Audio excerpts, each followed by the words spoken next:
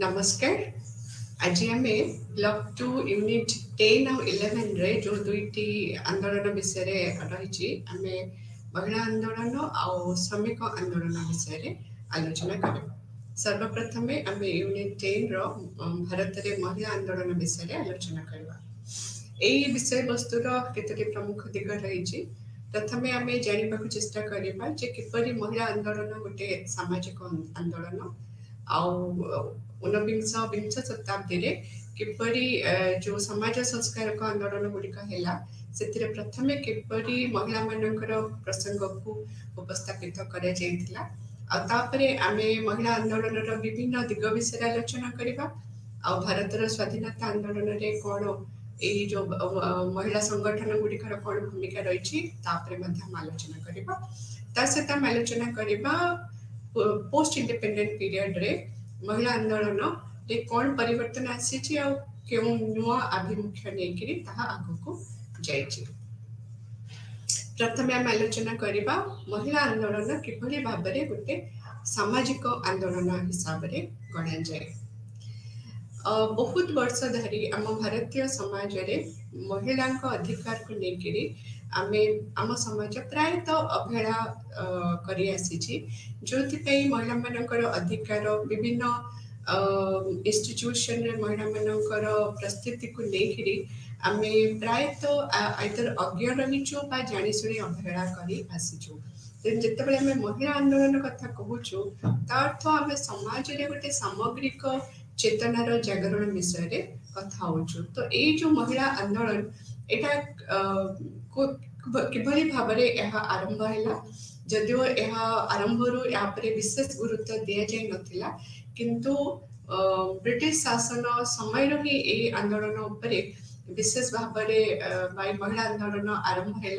यार प्रमुख केतोटी दिग रही अच्छी जेमती कि जितेबाला महिला आंदोलन भारत भली गोटे परंपरावादी समाज आरंभ होची तो मुख्य आभिमुख्य रही किपरि भारतर जो मूल्यबोध तार जो संस्कृति बाता विश्वास परंपरा या अनुधान करबा केमती ए जिनस गुड़िक भारत रे महिला मान को गोटे पछुआ वर्ग करी तांको सब बेले गोटे अवदमित बा अवहेलित करके रखी।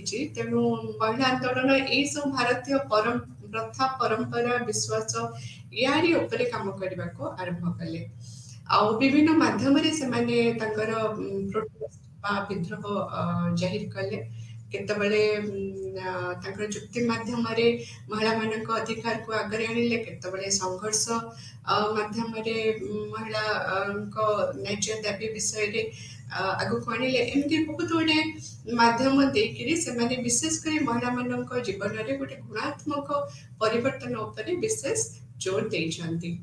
तो आम जदि महिला आंदोलन ऐतिहासिक पृष्ठभूमि को देखिया तो प्रथमतः आम जाचे ऊनविंश शताब्दी आरंभ गोटे प्रकार आधुनिकतार समाज आधुनिकीकरण उपरे बहुत गुरुत्व दिया से महिला आंदोलनटा आम कहीपर से आधुनिकीकरण समाज आधुनिकीकरण गोटे इफेक्ट, किंतु यार इफेक्टा सबु स्तर महिला भितर सामान भाव में पड़ना कहीं विभिन्न वर्ग विभिन्न श्रेणी विभिन्न जाति और धर्म रे महिला माने अच्छी। तो समस्त सामाजिक स्थिति को लेकर ये जो आधुनिकीकरण प्रभाव भिन्न भिन्न रहा।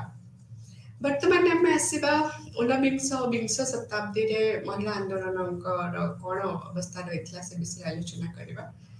आम जानी ऊनविंश विंश शताब्दी प्रारंभ में समाज बहुत गुड़े सामाजिक संस्कारक पदक्षेप निया।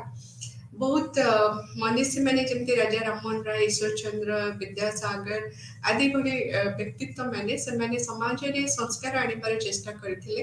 कहीं से समाज बहुत गुड़े कुप्रथा द्वारा कबलित थिला। ताकू आमे मध्ययुगीय समाज व्यवस्था कहि परिबा। सेतिरे महिला मान को लेकिन जदि आम कथा ताले सबुठु जो कुप्रथा बा संस्कार जोटा महिला मान को गोटे पछुआ वर्ग करी गोटे निम्न जातिर गोटे निम्न स्थान रे रखिथिला।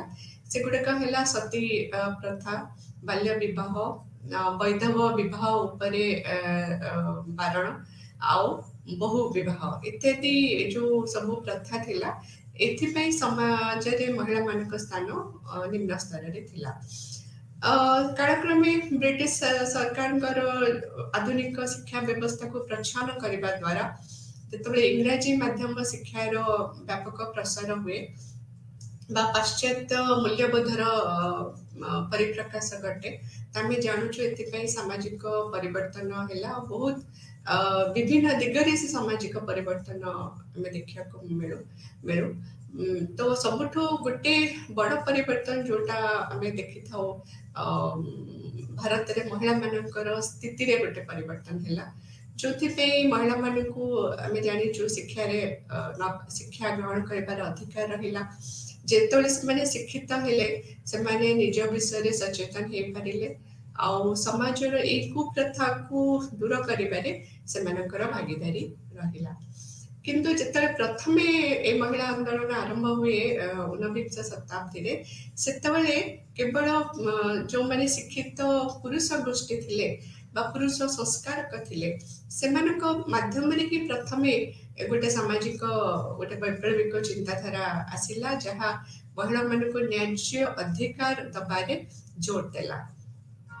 ତାପରେ ଯୋଉ ଶିକ୍ଷାର ଉନ୍ନତି ହେଲା, ମହିଳାମାନଙ୍କର ଶିକ୍ଷାର ଉନ୍ନତି ହେଲା, ତେଣୁ ବହୁତ ଗୁଡ଼ିଏ ସ୍କୁଲ, କଲେଜ, ହଷ୍ଟେଲ, ପ୍ରୋଟେକ୍ସନ ହୋମ ଏମିତି ବହୁତ ଗୋଟେ ଅନୁଷ୍ଠାନ ଖୋଲିଗଲା ମହିଳାମାନଙ୍କୁ ଜୀବନ ଆଉ ଟିକେ ସହଜ ଓ ସୁବିଧା କରିବା ପାଇଁ। ତାପରେ ଏ ଯୋଉ ମହିଳାମାନଙ୍କ ଶିକ୍ଷା କଥା ଆମେ କହୁଛେ, ତ ଏ ଯୋଉ ସମାଜ ସଂସ୍କାରକ ମାନେ ବିଶେଷ ଭାବରେ ଏ ମହିଳାମାନଙ୍କ ଶିକ୍ଷା ଉପରେ ଗୁରୁତ୍ୱ ଦେଲେ, କାହିଁକି ନା ସେମାନେ ଜାଣୁଥିଲେ ଯଦି ଗୋଟେ ପରିବାରରେ ଗୋଟେ ମହିଳାଟେ ଶିକ୍ଷିତ ହଉଛି, ତାହେଲେ ପୁରା ପରିବାରର କାୟାକଳ୍ପ ବଦଳି ଯାଉଛି ବା ପୁରା ପରିବାରଟି ଶିକ୍ଷିତ ହଉଛି।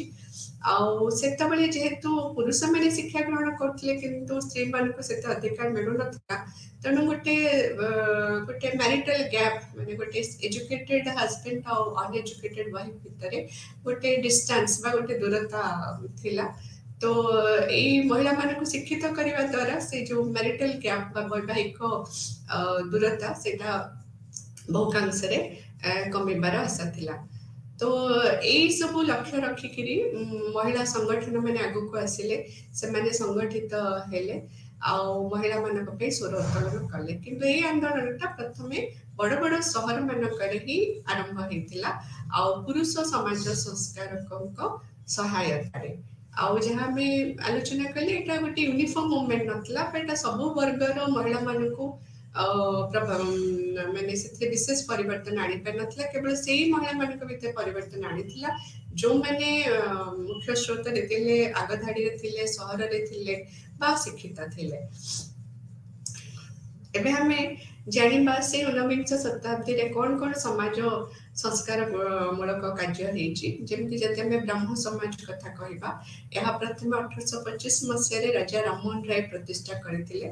ଆଉ ତାଙ୍କ ପ୍ରଚେଷ୍ଟାରେ ବହୁତ ଗୁଡ଼ିଏ କୁସଂସ୍କାର ର ବିଲୋପ ହେଇଥିଲା।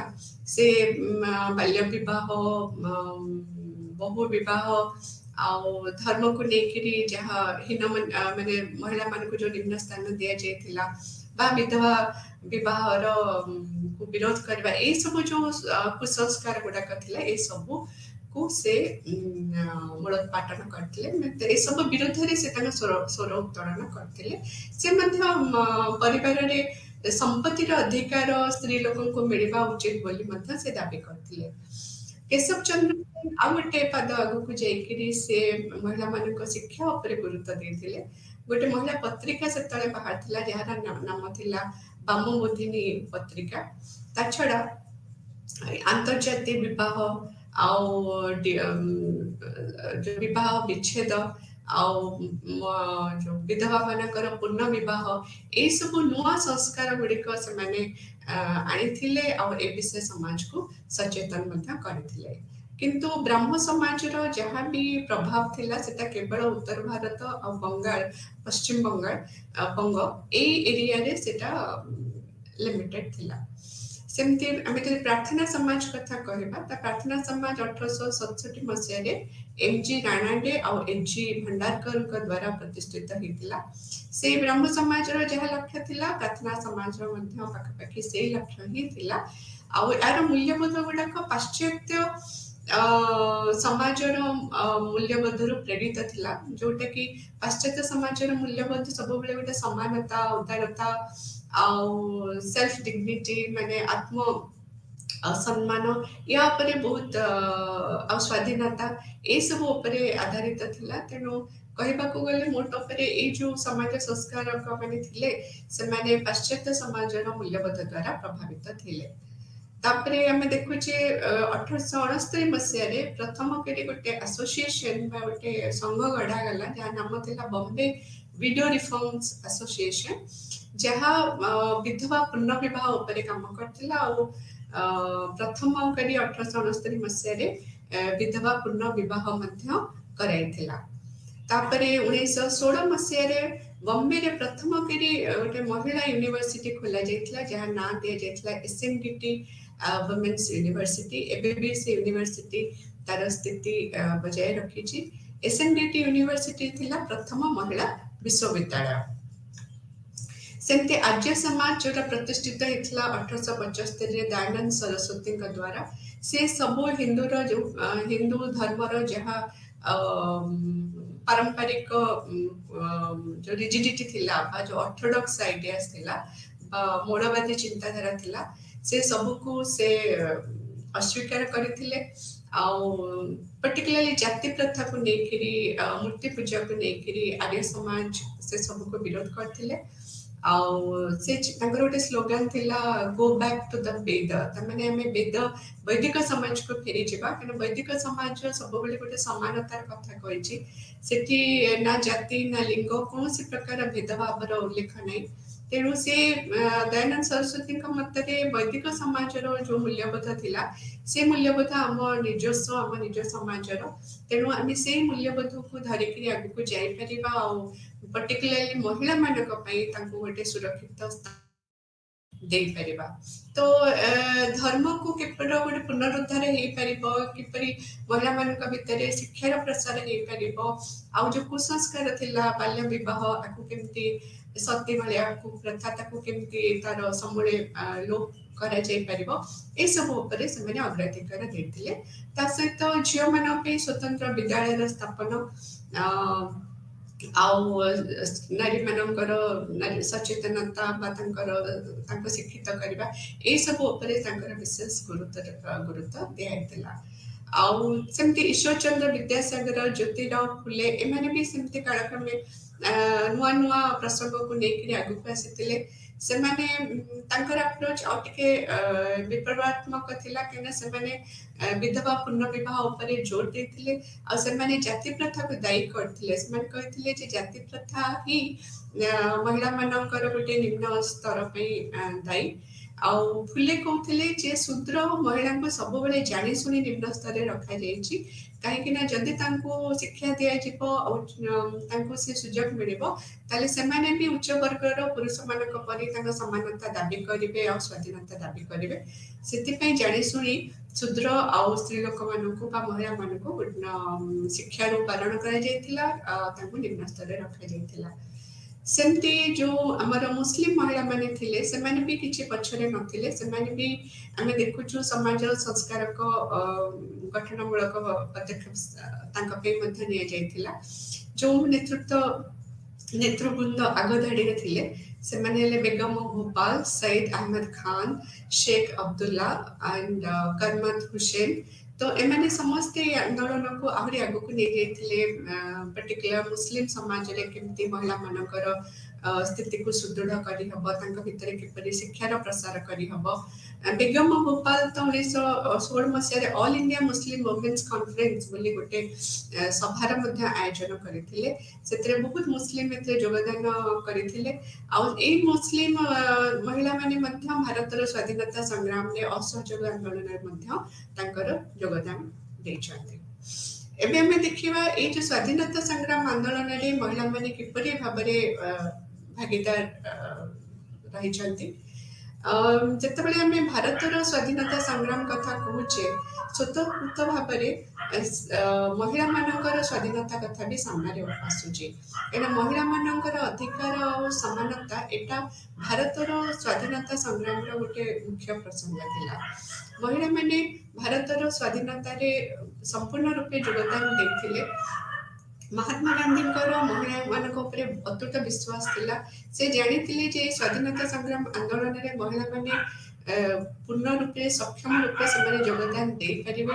ସେ ବିଶ୍ୱାସ କରୁଥିଲେ ଯେ ମହିଳାମାନଙ୍କ ଯୋଉ ବିଶେଷ ଗୁଣ ରହିଛି, ଗୋଟେ ହେଲା ଗୋଟେ ବଳିଦାନର ଭାବନା ଆଉ ସହିଷ୍ଣୁତାର ଭାବନା ବା ଅହିଂସା ର ମୂଲ୍ୟବୋଧ, ଏସବୁ ମହିଳାମାନଙ୍କର ବିଶେଷ ଗୁଣ। ଆଉ ଏଇ ଗୁଣ ଗୁଡିକ ଯୋଉଗୁଡିକ ସ୍ୱାଧୀନତା ସଂଗ୍ରାମର ମାଧ୍ୟମ, ତ ତେଣୁ ଏଥିପାଇଁ ମହିଳାମାନଙ୍କର ସହଯୋଗରେ ସ୍ୱାଧୀନତା ସଂଗ୍ରାମ ଭାରତ ପାଇଁ ବା ସ୍ୱାଧୀନତା ଭାରତ ପାଇଁ ଆଣିବାଟା ବିଶେଷ ସହାୟକ ହେବ ବୋଲି ଗାନ୍ଧିଜୀ ବିଶ୍ୱାସ କରୁଥିଲେ। ସେମିତି ଜବାହରଲାଲ ନେହେରୁଙ୍କର ଗୋଟେ ବହୁତ ଉଦାର ଚିନ୍ତାଧାରା ଥିଲା। ସେ ଭାବୁଥିଲେ ଯଦି ମହିଳାମାନଙ୍କୁ ଆମେ ସ୍ୱାଧୀନତା ଦବା କଥା କହୁଛେ, ତାହେଲେ ଏଇଟା ଖାଲି ଶିକ୍ଷାର ବ୍ୟବସ୍ଥା କରିଦେଲେ ହବନି, ତାଙ୍କୁ ଅର୍ଥନୈତିକ ସ୍ତରରେ ସ୍ୱାବଲମ୍ବୀ କରିବାକୁ ପଡ଼ିବ। ତାଙ୍କୁ ସ୍ୱତନ୍ତ୍ର ଭାବରେ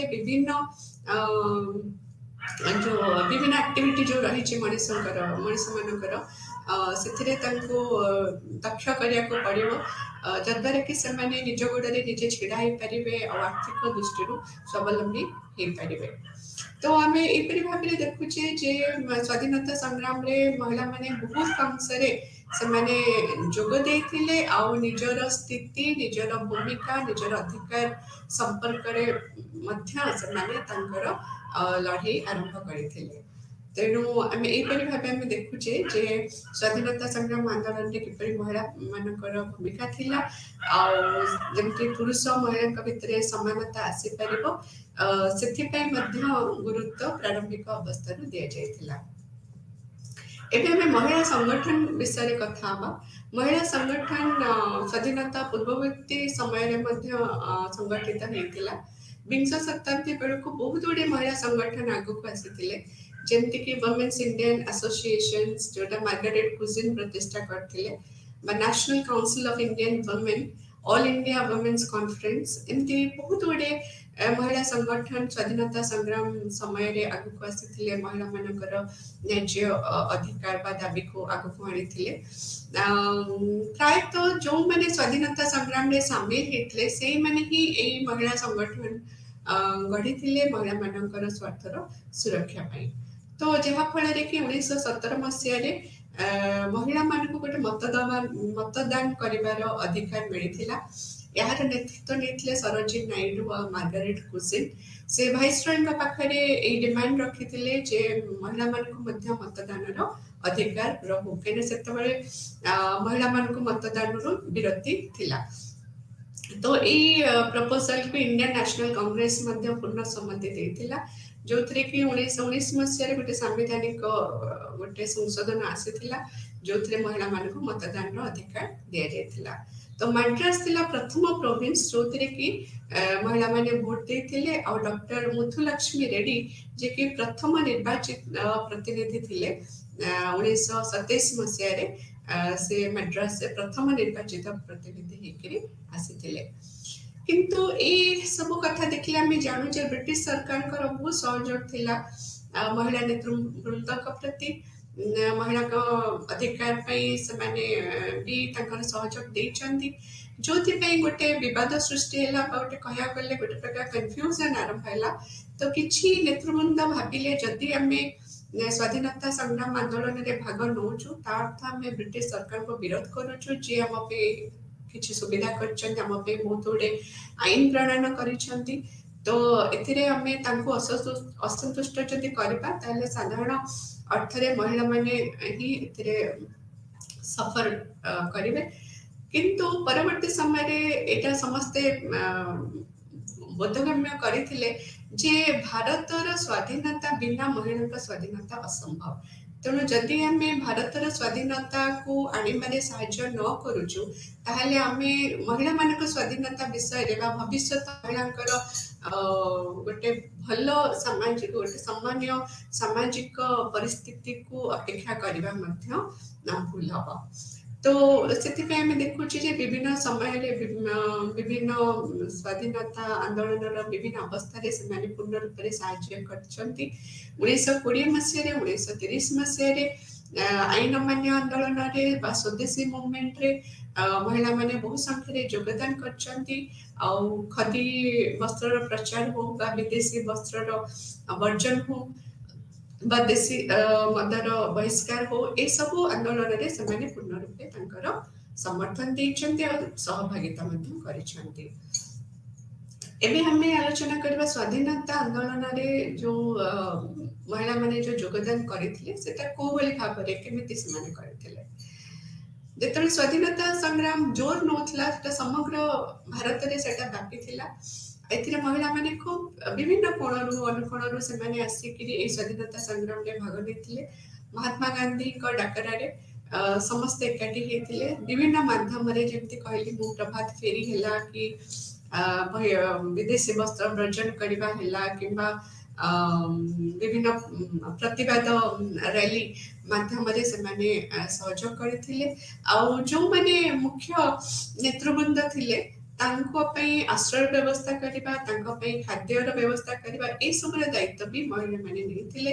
ମହିଳାମାନେ ଯୋଉମାନେ ବନ୍ଦୀ ଥିଲେ ତାଙ୍କ ପାଇଁ ବାର୍ତ୍ତା ନେଇକି ଯିବା, ଏପରି ଭାବରେ ବହୁତ ଗୁଡେ କାମରେ ସେମାନେ ସହଯୋଗ କରିଥିଲେ।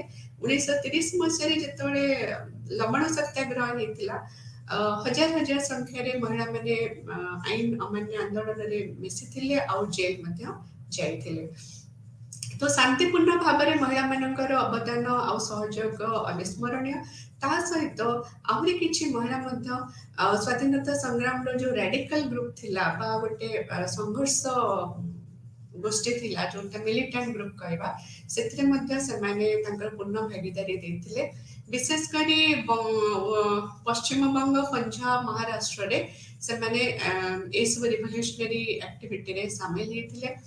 ଯଦି ଆମେ କିଛି ମହିଳାମାନଙ୍କର ସେମାନେ ନାଁ ନବା, ଯେମିତିକି ଶାରଳା ଦେବୀ ଚୌଧୁରାଣୀ ପଶ୍ଚିମବଙ୍ଗର, ସୁଶୀଲା ଦେବୀ, ଦୁର୍ଗା ଦେବୀ ଯେ ପଞ୍ଜାବରୁ ଥିଲେ, ରୂପବତୀ ଜୈନ ଯେ ଦିଲ୍ଲୀରୁ ଥିଲେ, କଳ୍ପନା ଦତ୍ତ, କମଲା ଦାସଗୁପ୍ତା ଯେ କଲକାତାରୁ ଥିଲେ, ଆଉ ଲକ୍ଷ୍ମୀ ସେହଗଲ ଯେ ସୁଭାଷ ଚନ୍ଦ୍ର ବୋଷଙ୍କର ଯୋଉ ଇଣ୍ଡିଆନ ନ୍ୟାସନାଲ ଆର୍ମି ସେ ଗଢିଥିଲେ, ତାର ରାଣୀ ଝାନ୍ସୀ ୱମେନ୍ ଯୋଉ ୱିଙ୍ଗସ ଥିଲା ତାର ସେ ଦାୟିତ୍ୱ ନେଇଥିଲେ। ତ ଏପରି ଭାବରେ ଆମେ ଦେଖୁଛେ ଯେ ମହିଳାମାନେ କୌଣସି ଗୁଣରେ କମ ନଥିଲେ, ପୁରା ସାହସ ଆଉ ଧୈର୍ଯ୍ୟର ସହିତ ସେମାନେ ଆଗକୁ ଆସିଛନ୍ତି ଆଉ ସବୁ ପ୍ରକାରର ସାହାଯ୍ୟ ସେମାନେ ସ୍ୱାଧୀନତା ସଂଗ୍ରାମରେ ଦେଇଛନ୍ତି। ସବୁଠୁ ବଡ କଥା ହେଲା ଯୋଉ ମହିଳାମାନେ ଆଗକୁ ଆସିଛନ୍ତି ସେମାନେ ସାମାଜିକ ପରମ୍ପରାର ସବୁ ବନ୍ଧନୀକୁ ଭାଙ୍ଗି ଦେଇଛନ୍ତି। ଆଉ ଏଇ ଯୋଉ ମହିଳା ସଂଗଠନ ମାନେ ସେମାନେ ସବୁବେଳେ ସ୍ୱର ଉତ୍ତୋଳନ କରିଛନ୍ତି କିପରି ମହିଳାମାନେ ତାଙ୍କ ନ୍ୟାଯ୍ୟ ଅଧିକାର ପାଇବେ। କିନ୍ତୁ ଏଟା ଧନୀଙ୍କ ଶ୍ରେଣୀ ମହିଳା ବା ସହରରେ ଯୋଉ ମହିଳାମାନେ ଥିଲେ, ମଧ୍ୟବିତ୍ତ ମହିଳା ଥିଲେ, ତାଙ୍କ ଭିତରେ ଏଇ ପରିବର୍ତ୍ତନଟା ସୀମିତ ଥିଲା। ଆଉ ଯୋଉମାନେ ଗରିବ ନିମ୍ନ ମଧ୍ୟବିତ୍ତ ବା ଶ୍ରମିକ ଶ୍ରେଣୀର ଥିଲେ, ତାଙ୍କ ପାଖରେ ଏଇ ଆନ୍ଦୋଳନର ପ୍ରଭାବଟା ବିଶେଷ ରୂପରେ ପହଞ୍ଚି ପାରି ନଥିଲା। ଆଉ ତେଣୁ ସ୍ୱାଧୀନତା ପରବର୍ତ୍ତୀ ସମୟରେ ଆମେ ଦେଖୁଛେ ଯେ ଆନ୍ଦୋଳନର ପ୍ରଭାବ ଗୋଟେ ସାମୂହିକ ସ୍ତରରେ ଯୋଉ ମହିଳାମାନଙ୍କୁ ସଚେତନ କରିବାର ଅଭିପ୍ରାୟରେ ଯୋଉ ଆନ୍ଦୋଳନ ଆଗକୁ ଗଲା, ସେଥିରେ ସବୁ ବର୍ଗର ମହିଳାମାନେ ସାମିଲ ହେଲେ ଆଉ ସବୁ ବର୍ଗର ମହିଳାମାନେ ଲାଭାନ୍ୱିତ ମଧ୍ୟ ହେଲେ। ପ୍ରଥମ ସୁବିଧା କରାଯାଇଥିଲା ଆମ ଭାରତୀୟ ସମ୍ବିଧାନରେ ଆର୍ଟିକଲ 53ରେ, ଯୋଉଥିରେ କି ସ୍ତ୍ରୀ ଲୋକ ଆଉ ପିଲାମାନଙ୍କ ପାଇଁ ସ୍ପେଶାଲ ପ୍ରୋଭିଜନ ରହିଲା। କାହିଁକିନା ସେତେବେଳକୁ ବହୁତ ଗୁଡିଏ ଆଇନ କାନୁନ ସେତେବେଳକୁ ଆସିଗଲାଣି, କେମିତି ଯୋଉ ସ୍ତରରେ ଭାରତୀୟ ମହିଳାମାନେ ଥିଲେ ତାଙ୍କୁ କେମିତି ଆମେ ଉପରକୁ ଉଠେଇବା, ଏମିତି ଗୋଟେ ପ୍ରୟତ୍ନ ଆରମ୍ଭ ହେଇସାରିଥିଲା। ଆଉ ଭାରତ ସରକାର ମଧ୍ୟ ବହୁତ ଗୁଡେ ରିଫର୍ମ ବା ସଂସ୍କାର ମୂଳକ ଆଇନ ଆଣିଲେ ହିନ୍ଦୁ ପରିବାର ବ୍ୟବସ୍ଥା ଭିତରେ, ଯେମିତିକି 1950 ମସିହାରେ ଆଇନରେ ବହୁତ ଗୁଡେ ରିଫର୍ମ ଆସିଲା, ଯୋଉଠି ହିନ୍ଦୁ ମହିଳା ମାନଙ୍କୁ ବିବାହରେ ସମ୍ପତ୍ତି संपत्ति उत्तराधिकारी हिसाब रे बा गार्डियनशिप रे तांको अधिकार मिलिला। आउ जो महिला संगठन गुड़िक रहिले सेमाने मध्य सरकार ठाରୁ स्वतंत्र रूपे आर्थिक प्रोत्साहन पाइले आउ सेमाने सर्वसाधारण महिला और पिला मानकर शिक्षा स्वास्थ्य फैमिली प्लानिंग प्रोग्राम ए सब ऊपर से काम कले। दुईटी मुख्य ऑर्गेनाइजेशन जोटा स्वाधीनता परवर्ती समय रे ग्राम्य अंचल महिला मानक लेकिन काम करथिला तांकर उन्नति पई बा तांकर स्थिति को सुदृढ़ करिया पई से दुईटी ऑर्गेनाइजेशन ना हेतला कस्तूरबा मेमोरियल ट्रस्ट आ गोटे थिला भारतीय ग्रामीण महिला संघ। तो एमती भाव में देखुचे जे प्राक स्वाधीनता समय रे बा स्वाधीन भारत रे बहुत गुड़े आईन रो व्यवस्था रहिला बहुत गुड़े उन्नतिमूलक योजना मध्य आगको आसिला जो थिरे महिला मानक स्वार्थ को प्राधान्य दिया गला। जदो प्रथम रो माने महिला मानकर माने इंटरेस्ट बा स्वार्थ को एते अधिक गुरुत्व दिया जाय नथिला किंतु परवर्ती काल रे एटा माने सब सरकारी स्तर रे हृदयंगम कले जे महिला माने बहुत तळ स्तर रे अछंती पुरुष मानक तुलन रे सेमानकर आर्थिक स्वावलंबिता नहीं सेमाने समाज रे निम्न स्तर रे अछंती जोथि पई 6-5 year प्लान बा षष्ठ पंचवर्षीय योजना रे किपरि भाबरे महिला माने आर्थिक स्तर रे स्वावलंबी हे परिबे या पर गुरुत्व दिया जायतिला। सेमते 9th 5 year प्लान रे बा नवम पंचवर्षीय योजना रे महिला मानक एम्पावर करिया पई चेष्टा हेतिला। महिला मानक सशक्तिकरण कले ही आमे सामाजिक परिवर्तन आशा रखी परिबा कहिना महिला माने ही से एजेंट जो माने समाज रे परिवर्तन आनी परिबे। तेणु महिला सशक्तिकरण उपरे प्रथमे नवम पंचवार्षिक योजना रे प्रोविजन बा गाइडलाइन आसिला से पार्लियामेंट रे स्टेट लेजिस्लेचर बा विधानसभा रे महिला स्थान संरक्षण व्यवस्था हैला। किंतु ये सब सत्य भी जहाँ सेतबेलर गवेषणा कहे जे सहर जो माने शिक्षित महिला गोष्ठी थिले से माने ही बेसी आर लाभ उठे पाले आ ग्रामीण महिला माने तथापि ए लाभ ठारू बहुत दूर रे थिले। तो तापरे बहुत आईन पुणी आसी जेमती इक्वल रेम्युनरेशन एक्ट 1976 मसिया रे जहाँ जो केना महिला रे बहुत ग्रामीण अंचल बहुत महिला माने श्रमजीवी थिले सेमानकु किपरि शोषण रो तांको रक्षा करा जाय परिबो सेमानकु किपरि न्याय पारिश्रमिक जहाँ भी तांकर अधिकार तांको किपरि दिया जाय परिबो सेति पे इक्वल रेम्युनरेशन एक्ट बा समान पारिश्रमिक दबा पे गोटे आईन 1976 मसिया रे आसीथिला। तापर हमें देखला जे राजनीति रे महिला मानकर कोन भागीदारी थिला।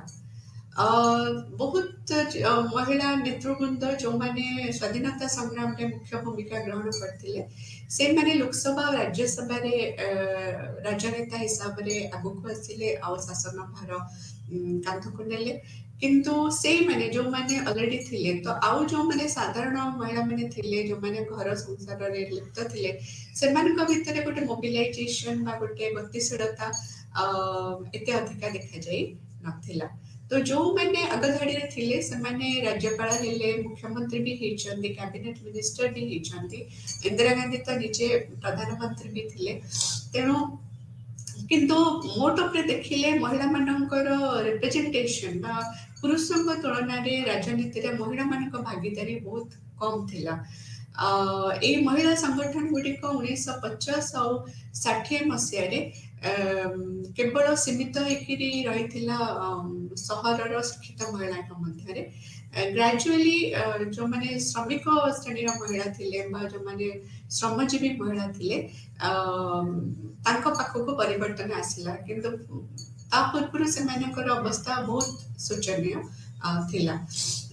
तेणु 73rd और 74th जो संशोधन आसला संविधान रे से सब बेले महिला मानक माने सेथिरे राजनीति रे महिला मानकर भागीदारी पे 33.33% रिजर्वेशन रो व्यवस्था रखिया पे गोटे प्रपोजल आसला जोटा कि पंचायत स्तर रे बा लोकल गवर्नेंस रे एटा ता परवर्ती समय रे कार्यकारी हेतला 1970 मसीहा बेलू आम देखुचु जे महिला आंदोलन आउ थे आगक आसला बहुत गुड़े प्रसंग को लेकिरी आगु महिला संगठन केवल महिला मानकर गोटे कौन महिला मानकर से जो अवस्था अच्छा से अवस्था किपर आगक उठी हम चैरिटी मध्यम वेलफेयरिस्टिक अप्रोच मध्यम काम करुले जमीक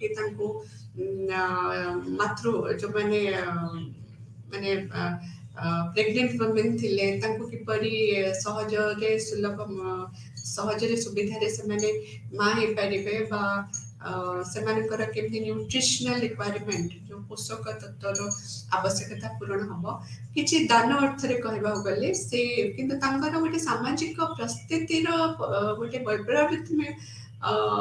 वैप्लवात्मक स्तर रे गोटे बहुत बड़ परिवर्तन किंतु आसी नथिला किंतु 1970 और 18 मसीहा बेलू गोटे विप्लव गोटे नुआ विप्लव सृष्टि है जो थे कि महिला मानक परिस्थिति ऊर्ध को नवा गोटे प्रकार प्रचेषा है बहुत नुआ नुआ महिला संगठन मैंने जोगदेले ए नुआ संगठन गुड़िक लक्ष्य रहा जे केमिति महिला मानक अर्थनैतिक स्तर में स्वावलंबी करेबे पारिश्रमिक मूल्य केबे भी कंटेम्परेरी जो मेल वर्कर्स अच्छंती बा पुरुष कर्मी सहकर्मी ठारू कम हेबो नहीं तांको चाकरी रे जेकोसी कार्य क्षेत्र में जेपरी कौन से प्रकार शोषण शिकार हेबे नहीं एमती करी बहुत गुड ऑर्गेनाइजेशन आगक आसले self employment women association Gujarat रो तमिलनाडु वर्किंग वुमेन्स फोरम बा महाराष्ट्र रो श्रमिक महिला संगठन ए बहुत गुडे संगठन आगक आसले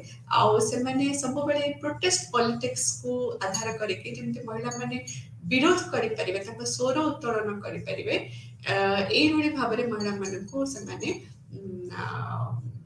अनुप्रेरित कले तो जहाँ फल गोटे एंटी प्राइस राइज मूवमेंट होता मूल्य वृद्धि विरुद्ध महिला मैंने स्वर उत्तोलन करते 1973 और 74 मसीह यहाँ गोटे तार एग्जांपल सेमती आम परिवेश सुरक्षा तो महिला मानकर अवदान स्मरणीय चिपको मूवमेंट हो कौन आंदोलन हो राज्य स्तर में केन्द्र स्तर में से बलिष्ठ भूमिका ग्रहण कर तो विशेषकर महिला आंदोलन समाज को प्रथा विरुद्ध रे लड़ी आसी जेमती कि डाउरी व्यवस्था विरुद्ध रे सती व्यवस्था विरुद्ध रे आउ सांप्रतिक समाज रे रेप गोटे बहुत बड़ा समस्या बा नारी धर्षण विरुद्ध रे मध्य तांकर समाने तांका आंदोलन को जोर देछंती जो आंदोलन रो प्रभाव रे नुआ नुआ आईन सृष्टि हे जे महिला मान को आहुरी अधिका सुरक्षा प्रदान करिबा दिगरे आधुनिक समाज तार चेष्टा करिछि सितरे सरकार मध्य सहयोग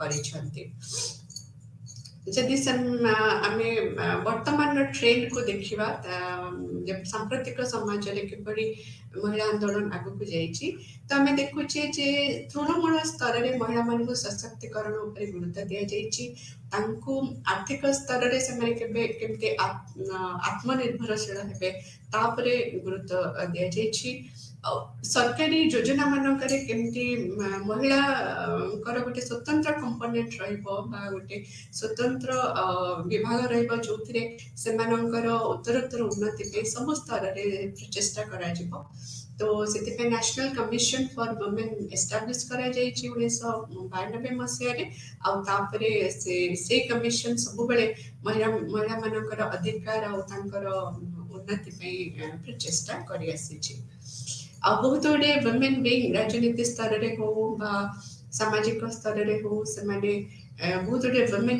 विंग विभाग खोली जो माने विभिन्न कार्यक्रम को सरकारी कार्यक्रम को प्रोत्साहन कर कौन बाधा रही आलोचना कर पुणी महिला समाज को आग को नबार चेष्टा तो केते गुड़ाक योजना जमी राष्ट्रीय महिला कोष इंदिरा महिला योजना बालिका समृद्धि योजना सशक्ति प्रोजेक्ट ये सब विभिन्न योजना गुड़िक महिला मान को स्वावलंबी कर आग को जाइए तो कंटेम्पररी मूवमेंट रे जो सांप्रतिक समाज रे सेमती जो मैंने रहिले बेसरकारी संस्था बा स्वेच्छासेवी अनुष्ठान सेमानक भूमिका मध्य बहुत सेमानक भूमिका बलिष्ठ रही।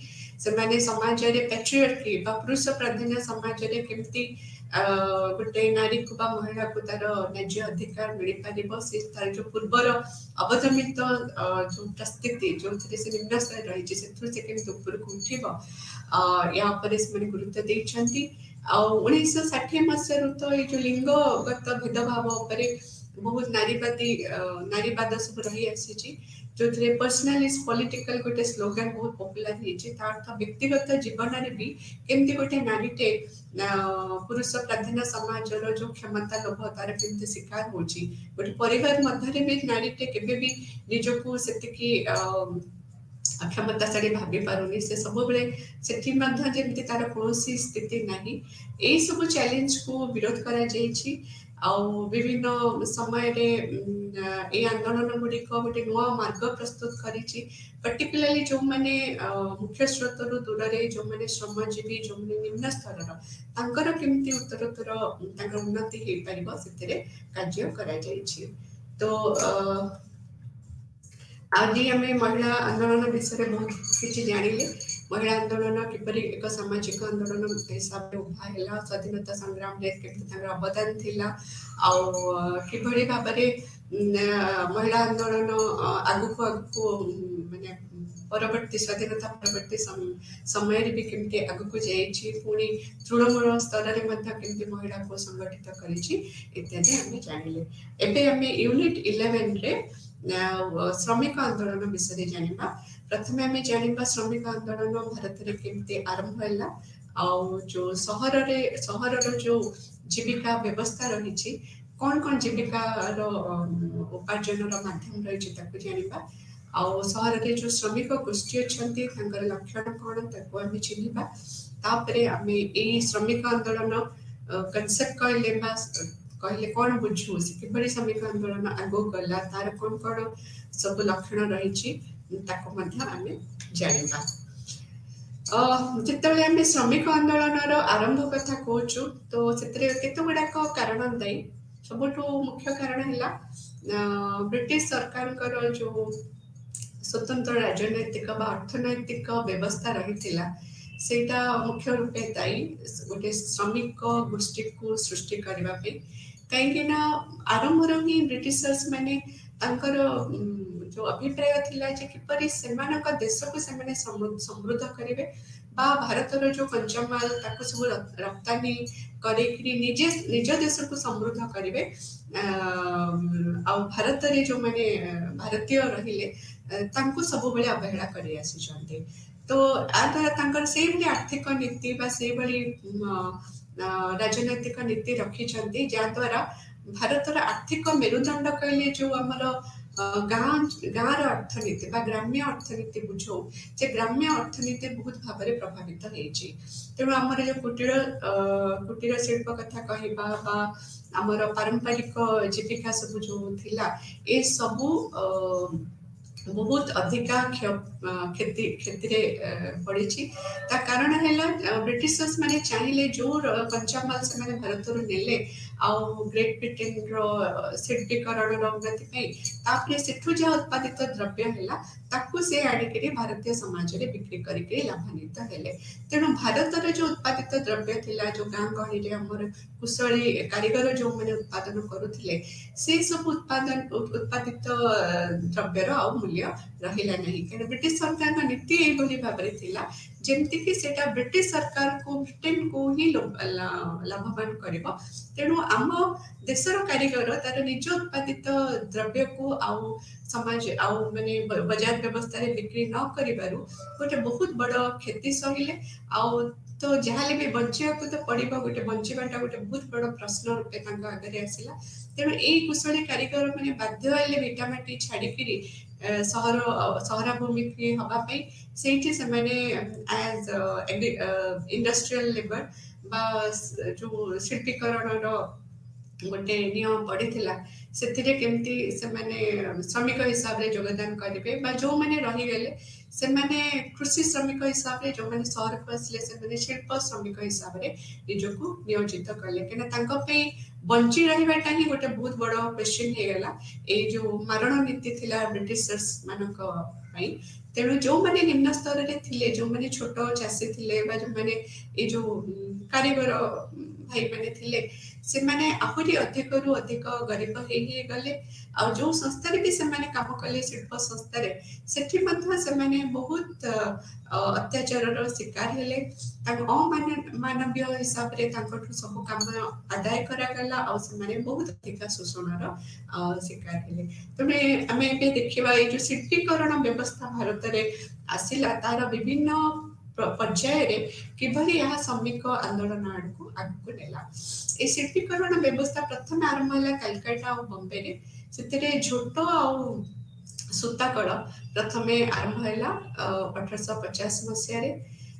ତାପରେ ମାଡ୍ରାସରେ ଆଉ ଅଲଗା ଫ୍ୟାକ୍ଟ୍ରି ସବୁ ମଧ୍ୟ ଖୋଲିଲା ଆଉ ସେଥିରେ ତାଙ୍କର ମୁଖ୍ୟ ଉଦ୍ଦେଶ୍ୟ ରହିଲା ଯେ କେତେ କମ୍ ଇନଭେଷ୍ଟମେଣ୍ଟରେ ସେମାନେ ଜିନିଷର ଉତ୍ପାଦନ କରିପାରିବେ ଆଉ ତାକୁ ଅଧିକା ରେଟ୍ରେ ବାହାର ବଜାରରେ ବିକିକିରି ଲାଭାନ୍ୱିତ ହେଇପାରିବେ। ସେମିତି ଯେମିତି ସୂତାକଳ ଝୋଟ ସେମିତି ଟି ପ୍ଲାଣ୍ଟେସନ ବା ଚା ବଗିଚା ଆରମ୍ଭ ହେଲା 1849 ମସିହାରେ ଆସାମରେ ଆଉ ନର୍ଥ ଉତ୍ତର ପୂର୍ବ ଭାରତରେ। ସେଠି ମଧ୍ୟ ଏଇ ଯୋଉମାନେ ନିମ୍ନ ସ୍ତରର ଗରିବ ଭାରତୀୟ ମାନେ ଥିଲେ ତାଙ୍କୁ ସେମାନେ ଶ୍ରମିକ ହିସାବରେ ନେଇକିରି ନିୟୋଜିତ କଲେ।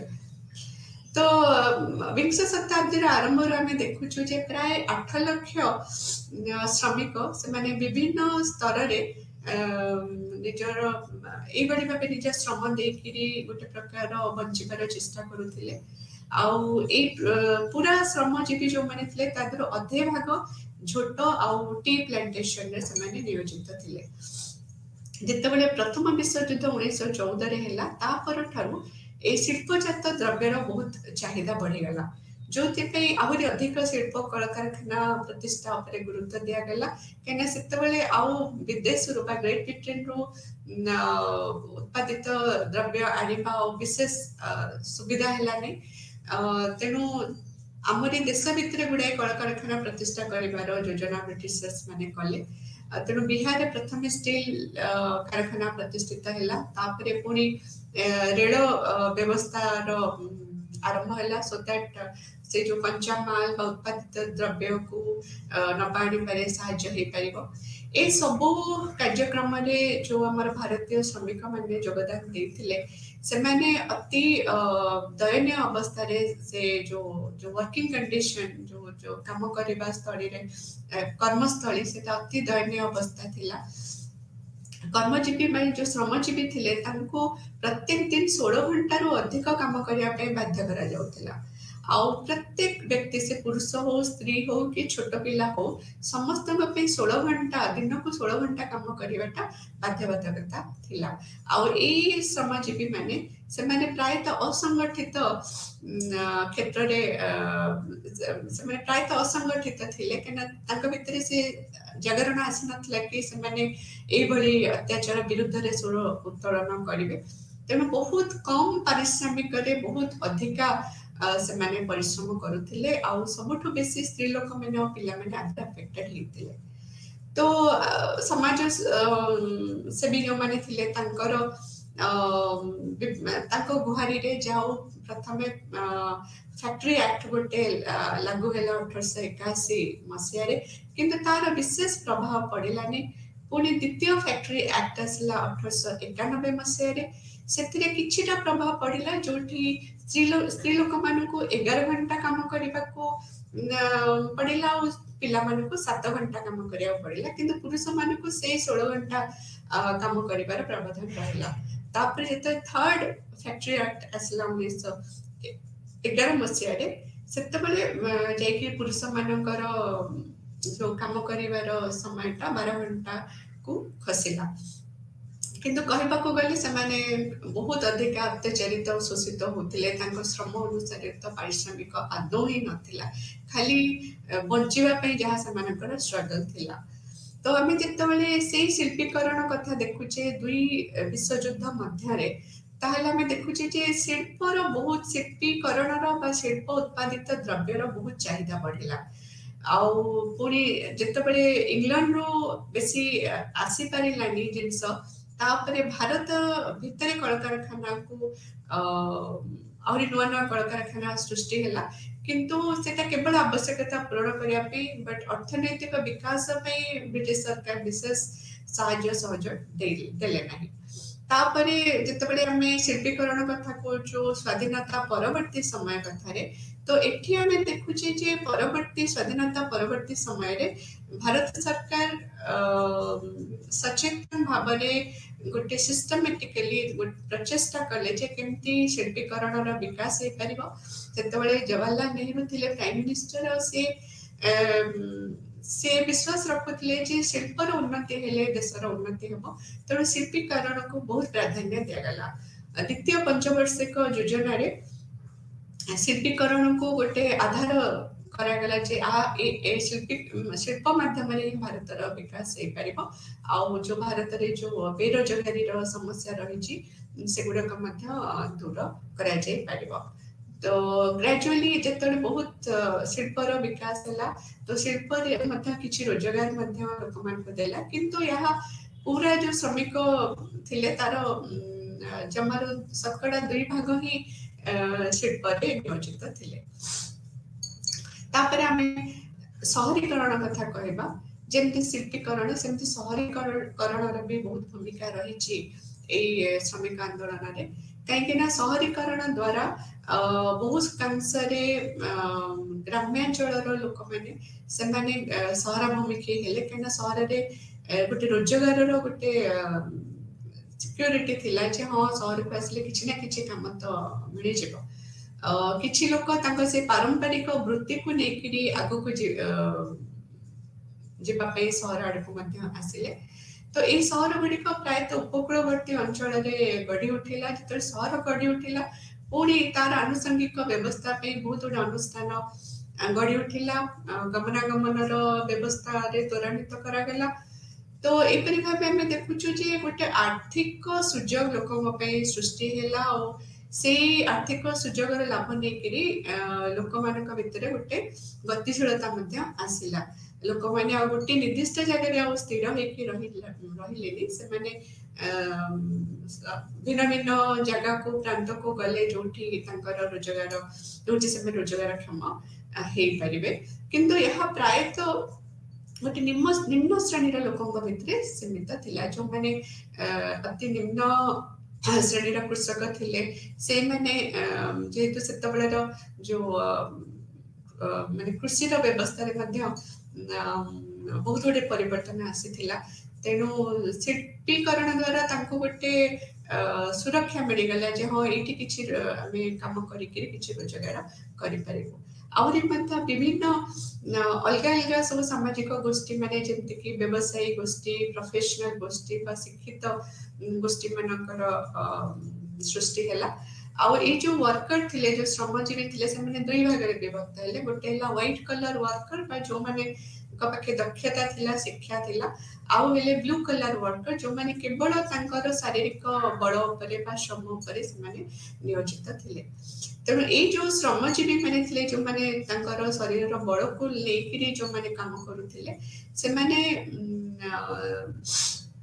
बेसिकली आइदर शिल्प रे काम करूथिले बा अनस्किल्ड मैनुअल लेबरर माने आइदर से माने शिल्प संस्था श्रमिक हिसाब रे काम करथिले बा गोटे मैनुअल लेबरर हिसाब रे से माने काम करूथिले किंतु ए गोष्ठी लोक माने प्रायतः भारतीय जाति प्रथार जो माने निम्न स्तर रे थिले से निम्न स्तर ही से माने आसीथिले तो एपरी भाव में आम देखुचे जे 1950 मसीहा बेलू ये जो शहरीकरण बा शिल्पीकरण बहुत उन्नति है आगु आगु आसला एबे हमें शहर रे जो जीविका व्यवस्था अच्छी जो ऑक्युपेशनल स्ट्रक्चर कौन कौन उपार्जन माध्यम थिला आम से विषय जानिबा 1901 रु 1971 मसीहा पर्यंत जो शिल्प जो श्रमजीवी मैंने नियोजित सॉरी जो कृषि व्यवस्था जो श्रमजीवी मैंने नियोजित होते से मैंने पाखापाखि 72 शतकड़ा 72 भाग थिले पूरा समुदाय श्रमजीवी तुलन में शतकड़ा 72 भाग कृषि रे नियोजित थिले किंतु 2011-12 मसीहा बेलक आम देखुछु जे कृषि रे श्रमजीवी मानकर संख्या कमी आसिला से संख्या 72 शतकड़ा 72 शतकड़ा 50 रे आसिकरी सीमित रहिला आ 1951 मसीहा परठारु आमे से गोटे बहुत बड़ शिफ्ट बा गोटे बहुत बड़ परिवर्तन आमे देखुछु श्रमजीवी मानक लेकिन जो श्रमजीवी माने प्रथमे एई प्राइमरी सेक्टर बा कृषि संस्था जो माने नियोजित थिले से माने अधिक रु अधिक सेकेंडरी सेक्टर बा टर्शियरी सेक्टर जो बा ऑफिस रे बा शिल्प रे से माने अधिक रु अधिक आग्रह देखाइले तो 1951 मसीहा रे जो सेकेंडरी सेक्टर है शिल्प संस्था से भागीदारी 10% 10.6% थिला किंतु 1971 मसीहा बेलू भागीदारी 11.2% है आ 2011 बेलू ताहा बढ़ी 24% है तो यहाँ देखा गोटे बहुत बड़ा परिवर्तन जो श्रमिक भाई मैंने कृषि शिल्प आड़ को बेसी मुहाइले आ 1981 मसीहा परठारु आमे देखिछु ए श्रमजीवी माने जो गोटे मूवमेंट बा गोटे गतिशीलता सेकेंडरी और सर्विस सेक्टर रे बेसी देखिले आउ जदि आमे वर्तमान कथा को देखिबा ताले जो संगठित व्यवस्था रही गोटे असंगठित व्यवस्था रही ऑर्गेनाइज सेक्टर अनऑर्गेनाइज सेक्टर सहर मध्य तो आम एथ देखुचे सहर में जो अनऑर्गेनाइज सेक्टर अच्छी असंगठित जो संस्था रही से प्राय संपूर्ण समुदाय श्रमिक गोष्ठी 45% से नियोजित अच्छा से माने बेसिकली आमे को मन कहबा जो माने कोठाबाड़ी तैयारी रे निर्माण संस्था रे काम करछंती जो माने छोट दुकान करिसंती बा परिवार बिकुछंती कि ऑटो चलाउछि कि न्यूज़पेपर हक्कर हेछि बाकी गोटे बारिक हेकरी गोटे दुकान टे खोलिछि बाकी का घरे डोमेस्टिक सर्वेंट मा मेड हिसाब रे काम करछंती तो यही सब है अनऑर्गेनाइज सेक्टर जो श्रमजीवी माने नियोजित अच्छे एबे हमें जानिबा जे ए जो शहर रे जो श्रमजीवी अच्छे तांकर विशेष लक्षण गुड़ाक कौन प्रथम कथा तो ये श्रमजीवी माने सहर मूल बासिंदा नुहंती से माने ग्राम्य समुदाय सहर आड़क आसिक बसति स्थापन करिसंती किंतु प्रारंभिक स्तर रे ए जो सहर रे जो श्रमजीवी माने आसिले तांकर गांव सहित सब बेले संपर्क जोड़ी ही रखिले और से माने चाहिए जे केमिति से माने तांकर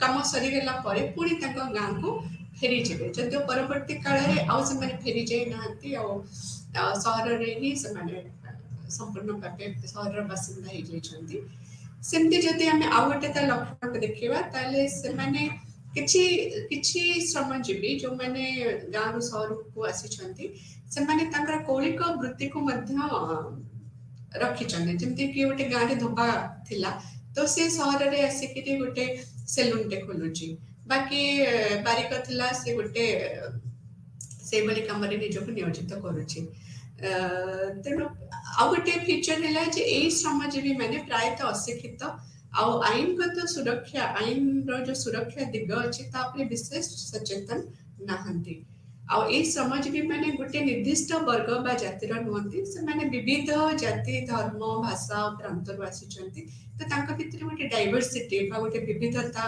परिलक्षित हुए आउ ए श्रमजीवी माने जेमती संगठित क्षेत्र रे काम करचंती सेमती असंगठित क्षेत्र रे मध्य काम करचंती किंतु असंगठित क्षेत्र रे ए जो श्रमिक माने बेसी अधिक संख्या रे हमें देखिथौ काम करिवार आउ सेमान पई जो हमर आईन कानून व्यवस्था रही छि जो वेज एक्ट रही छि बा मिनिमम वेज एक्ट बा जॉब सिक्योरिटी ए सब रु से माने वंचित अछंती आउ जदि आम सहर संपूर्ण श्रमजीवी सहित ग्राम्य ବ୍ୟବସ୍ଥାର ଶ୍ରମଜୀବୀଙ୍କ ସହିତ ତୁଳନା କରିବା ତାହେଲେ ଦେଖିବା ଯେ ସହର ଯୋଉ ଶ୍ରମିକମାନେ ଅଛନ୍ତି ସେମାନେ ଟିକେ ଉନ୍ନତତର, କାହିଁକିନା ସେମାନଙ୍କ ଭିତରେ କିଛିଟା ସଚେତନତା ଅଛି ଆଉ ସେମାନେ ଜାଣିଛନ୍ତି କଣ କଣ ଜୀବିକାର ମାଧ୍ୟମ ରହିଛି ଯୋଉ ମାଧ୍ୟମରେ କି ସେମାନେ ନିଜର ଆର୍ଥିକ ସମସ୍ୟାକୁ ଦୂରୀଭୂତ କରିପାରିବେ ଆଉ ସେମାନଙ୍କର ବେଟର ବାର୍ଗେନିଂ କାପାସିଟି ମଧ୍ୟ ରହିଛି ଆଉ ସେମାନେ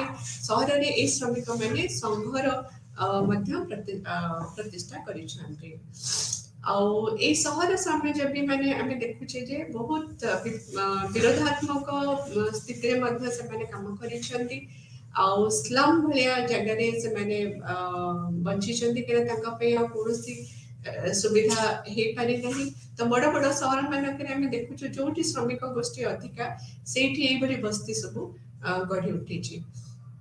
ଏତେ ବିବିଧତା ସତ୍ତ୍ୱେ ବି ସେମାନଙ୍କ ଭିତରେ ଗୋଟେ ସାଧାରଣ ସ୍ତରରେ ଗୋଟେ କମନ ଏଲିମେଣ୍ଟ ରହିଛି ବା ଗୋଟେ ସମାନ ସାଧାରଣ ସ୍ତରରେ ସେମାନେ ସମାନ ଅଛନ୍ତି।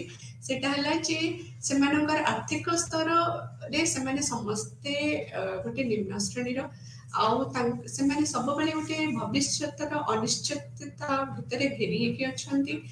ଆଉ ଏଇ ଶ୍ରମିକ ଗୋଷ୍ଠୀ ସବୁବେଳେ ଯୋଉ ପୁଞ୍ଜିପତି ବା ଯୋଉମାନେ ଏମ୍ପ୍ଲୟର ହେଲେ ତାଙ୍କ ଶୋଷଣର ଶିକାର ହେଇଛନ୍ତି। ଏଇ ଯୋଉ ଗୋଟେ ପ୍ଲାଟଫର୍ମରେ ଆମେ ଦେଖୁଛେ ଯୋଉ କମନ ଏଲିମେଣ୍ଟ ଅଛି ଯୋଉ ଏଇଟା ହିଁ ତାଙ୍କୁ ଗୋଟେ ଏକତା ଆଣିବାରେ ସାହାଯ୍ୟ କରୁଛି ଆଉ ତାପରେ ସେମାନେ ନିଜକୁ ସଂଗଠିତ କରି ବିଭିନ୍ନ ମାଧ୍ୟମରେ ବିଦ୍ରୋହ କରିଛନ୍ତି ନିଜ ନ୍ୟାଯ୍ୟ ଅଧିକାର ପାଇଁ। କେମିତି ତାଙ୍କର ପାରିଶ୍ରମିକ ଉନ୍ନତି ଆସିପାରିବ, କେମିତି ଗୋଟେ ଭଲ ୱାର୍କିଂ କଣ୍ଡିସନ ତାଙ୍କୁ ମିଳିବ, ଏଇଭଳି ବହୁତ ବିବିଧ ଦାବିକୁ ନେଇକରି ସେମାନେ ଆଗକୁ ଆସିଛନ୍ତି। ଯଦି ଆମେ ଏଇ ୱାର୍କିଂ କ୍ଲାସ ମୁଭମେଣ୍ଟ କଥା କହିବା ଭାରତରେ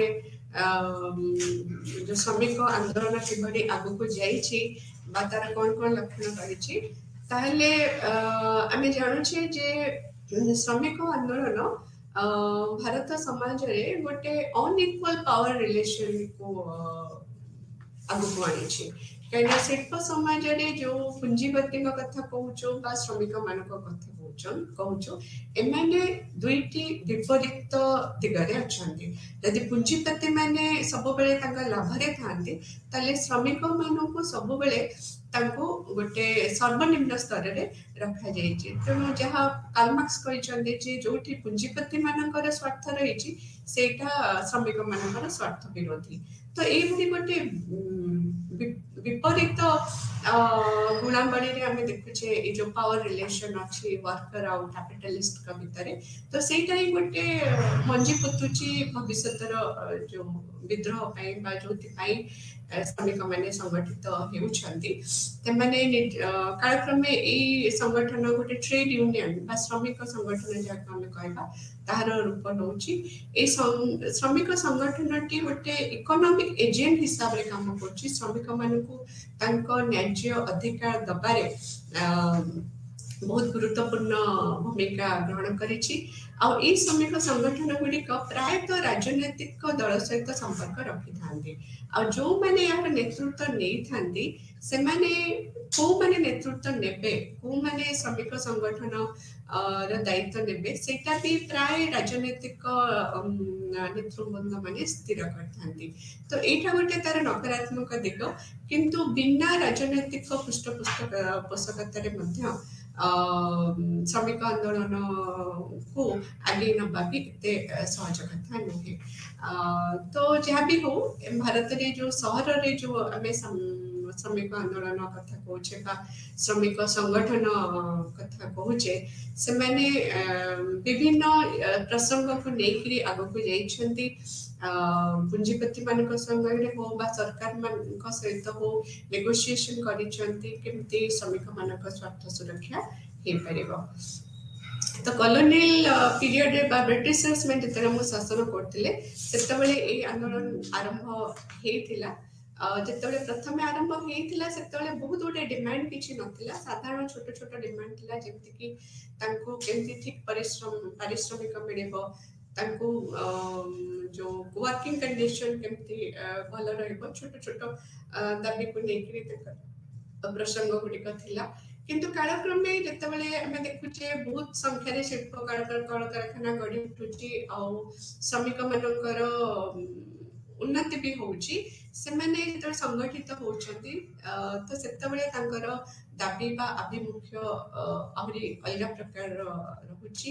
ତାଙ୍କର ସେମାନେ ନେଗୋସିଏଟ କରୁଛନ୍ତି, ସେମାନେ ସଂଗଠିତ ହଉଛନ୍ତି, ତେଣୁ ତାଙ୍କ ସେଇ ପାରିଶ୍ରମରେ ସେମାନେ ସନ୍ତୁଷ୍ଟ ନ ରହିକିରି ସେମାନେ ଆହୁରି ଅଧିକା ପାରିଶ୍ରମିକ ଦାବି କରୁଛନ୍ତି ଆଉ ରାଜନୈତିକ ସ୍ତରରେ ମଧ୍ୟ ନୂଆ ଯୋଜନା ପ୍ରଣୟନ କରିବାରେ ତାଙ୍କର ଭୂମିକା ରହୁଛି।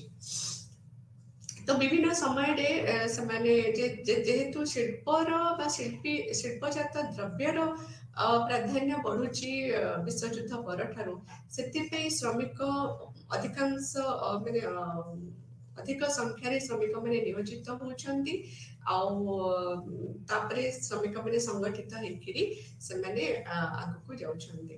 ତ ପ୍ରଥମେ ଯେତେବେଳେ ସେମାନେ ଆସୁଛନ୍ତି ଗ୍ରାମ୍ୟରୁ, ତ ବିଭିନ୍ନ କାରଣ ପାଇଁ ସେମାନେ ଗ୍ରାମ୍ୟରୁ ସହରାଭିମୁଖୀ ହଉଛନ୍ତି ଆଉ ସେମାନେ ପ୍ରଥମେ ତ ଏଇ ସୂତା କଳରେ ସେମାନେ କନଫାଇନ୍ଡ ହେଇ ରହୁଛନ୍ତି, ତାପରେ ପୁଣି ପ୍ଲାଣ୍ଟେସନ, ମାଇନ, ଟ୍ରାନ୍ସପୋର୍ଟ ଏପରି ଅଲଗା ସେକ୍ଟର ମାନଙ୍କରେ ଶ୍ରମିକ ମାନଙ୍କର ଯୋଗଦାନ ରହୁଛି। ତ ଆମେ ଯଦି ତାଙ୍କ ଦୁର୍ବଳତା ବିଷୟରେ ଟିକେ ଆଲୋଚନା କରିବା, ତ ପ୍ରଥମ ଦୁର୍ବଳତା ହେଲା ଯେ ଯୋଉ ଭାରତୀୟ ଶ୍ରମିକ ସଂଗଠନ ତାର ଆଧାର ସେତିକି ମଜବୁତ ନୁହେଁ। ତା କାରଣ ହେଲା ଏଇଟା ପ୍ରାୟ ଯୋଉ ସଂଗଠିତ ଶିଳ୍ପ ଅଛି ବା ଯୋଉ ଅର୍ଗାନାଇଜ ସେକ୍ଟର ଅଛି, ସେଇ ଅର୍ଗାନାଇଜ ସେକ୍ଟରର ଯୋଉ ଶ୍ରମିକ ମାନେ ରହିଲେ ସେମାନେ ସବୁବେଳେ ଆଇନ ଦ୍ୱାରା ପ୍ରୋଟେକ୍ଟେଡ ରହିଲେ, ମାନେ ତାଙ୍କର ଚାକିରିର ସୁରକ୍ଷା ରହିଲା, ତାଙ୍କର ବାକି ସାମାଜିକ ସୁରକ୍ଷା ମଧ୍ୟ ରହିଲା ଆଉ କିନ୍ତୁ ସେଠି ଅସଂଗଠିତ ସଂସ୍ଥାର ଶ୍ରମିକ ମାନଙ୍କର ଭାଗିଦାରୀ ବହୁତ କମ। ତେଣୁ ଗୋଟେ ବଡ ସଂଖ୍ୟାରେ ଅସଂଗଠିତ ସଂସ୍ଥାର ଶ୍ରମିକ ମାନେ ଯୋଉ ଆମର ସାମାଜିକ ଆଇନ କାନୁନରୁ ବଞ୍ଚିତ ରହିଲେ। ତ ଆଉ ଗୋଟେ ବଡ କଥା ହେଲା ଏଇ ଶ୍ରମିକ ସଂଗଠନ ଯେହେତୁ ବିବିଧତାରେ ପରିପୂର୍ଣ୍ଣ, ବିଭିନ୍ନ ଜାତି ଧର୍ମ ପ୍ରାନ୍ତରୁ ଆସିଛନ୍ତି, ତ ତାଙ୍କ ଭିତରେ ଗୋଟେ ସାମୂହିକ ଶ୍ରେଣୀ ମଧ୍ୟ ଗଠିତ ହେଇପାରିଲାନି, କାହିଁକିନା ବିଭିନ୍ନ ପ୍ରକାରର ଶ୍ରମିକ ରହିଲେ ତ ତାଙ୍କ ଭିତରେ ଗୋଟେ ସମାନତା ବୋଧ ରହିଲାନି ବା ସେମାନଙ୍କର ଗୋଟେ କ୍ଲାସ ଓରିଏଣ୍ଟେସନ ଆସିପାରିଲାନି। ତ ସେଟା ବି ଗୋଟେ ତାର ୱିକନେସ। ଲିଡରସିପ୍ରେ ତ ବହୁତ ୱିକନେସ୍ ରହିଲା, କାହିଁକିନା ପ୍ରାୟତଃ ସେମାନେ ରାଜନୀତି ସହିତ ଜଡ଼ିତ ରହିଲେ।